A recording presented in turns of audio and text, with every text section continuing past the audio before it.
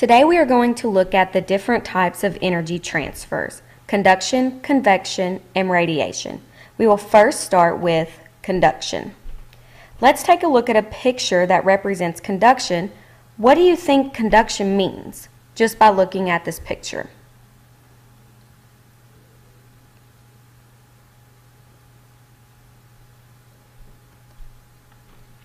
Conduction is a transfer of heat or thermal energy by touching. It occurs in solids.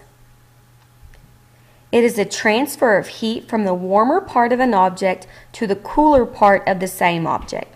For example, if you have a pot that is on the stove, it's going to get hot on the surface that's touching the burner, and that will continue to move to the cooler part of the pot that is up at the top. It can also be transferred from a hotter object to a cooler object. Refer back to the picture. On the picture, the metal spoon was leaning up against the metal pot. That metal spoon will become hot because that heat will be transferred from the hot pot to the cold spoon. The next type of energy transfer we're going to look at is convection. Take a look at this picture. What do you think convection means?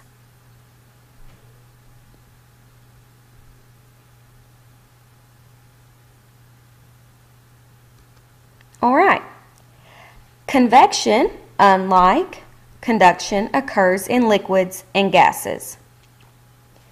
It is the transfer of heat through the movement of particles. Warm particles rise, cool particles fill in the space below. So this is a circular motion. Think about a house.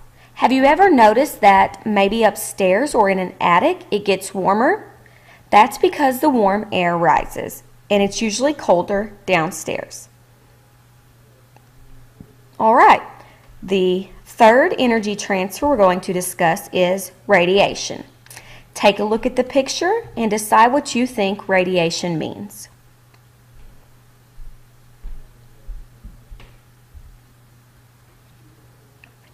It is a transfer of energy as waves, and it travels through matter or empty space. So radiation, what we usually think about is the sun.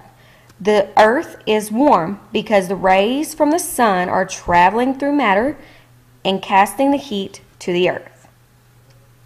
So let's take a look at one more picture.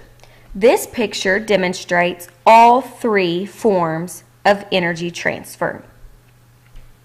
Right now I want you to take a moment to look at this picture and explain how conduction, convection, and radiation are demonstrated in the visualization.